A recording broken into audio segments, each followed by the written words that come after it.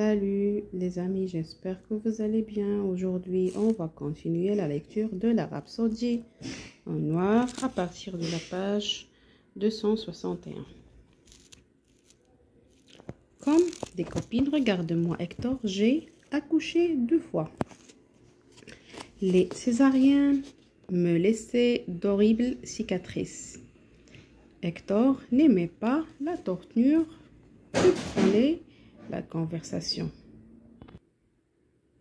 Il termina son absinthe et se resservit. Pauline avala la sienne d'un trait et posa trop brusquement le verre sur la table basse. Elle lui fit signe de le remplir. Pourtant, je peux encore être une copine, je peux encore boire comme un pote. Mais ça, Ernest ne le voit plus. Il ne m'a pas touché depuis 2 ans. Mon Dieu, Hector voulut regarder l'heure, s'inventer une excuse pour s'en aller. Rentrer chez lui, le cerveau engourdi par l'absinthe, et pleurer Alva, on peut être allé dans une maison de passe. Oui, voilà se trouvait une petite cubaine brûlante qui lui grifferait le dos avec les ongles, mordrait son épaule quand il jouirait.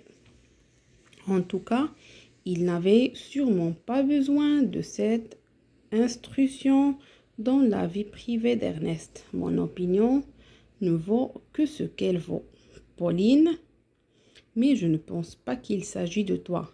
Tu es une femme encore très séduisante, précisa-t-il avec un gros zeste d'hypocrisie. Scott a une théorie au sujet d'H.O.M.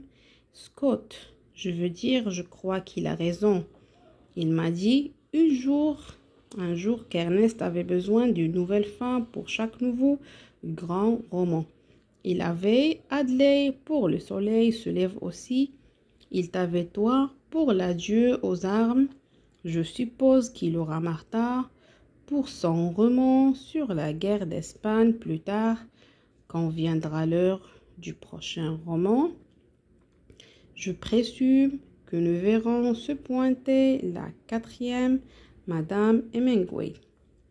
Pauline hocha la tête. Elle avait l'air bien saoule. Et présent, il paraissait aussi être étrangement débraillé. « Vas-y, Moulot, pour moi, » dit Hector quand elle se pencha vers la table basse pour remplir une fois de plus les verres. Ce truc, Bacon, sur la tête, et vu l'état d'esprit dans lequel je suis à cause d'Alva. Je vais me bourrer la gueule, l'interrompit Pauline.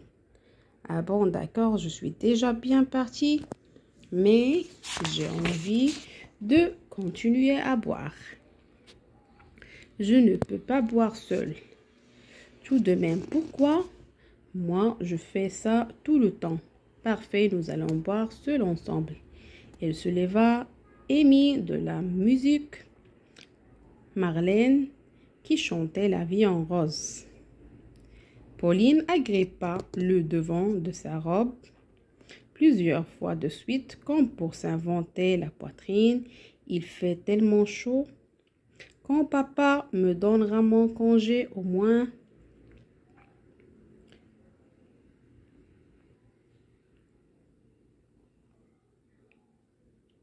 j'aurai une bonne raison de quitter cette saleté d'île. Quelle chaleur, je te comprends. Où iras-tu? Tu retourneras dans l'Arkansas ou à Paris peut-être? L'Arkansas, après la vie que j'ai eue avec Ernest, c'est hors de question. Paris? Adley est encore là-bas. On ne veut pas laisser la ville lumière devenir le dépôt de ex-Madame Hemingway. Oui, je suppose qu'il vaut mieux pas. Pauline se rassit à côté de lui, trop près de lui. Il demanda: tu penses réellement que je suis encore séduisante? Mince, Hector posa son verre. Il allait se lever lorsque Pauline posa une jambe à travers. Dans le même mouvement, il se pencha vers lui.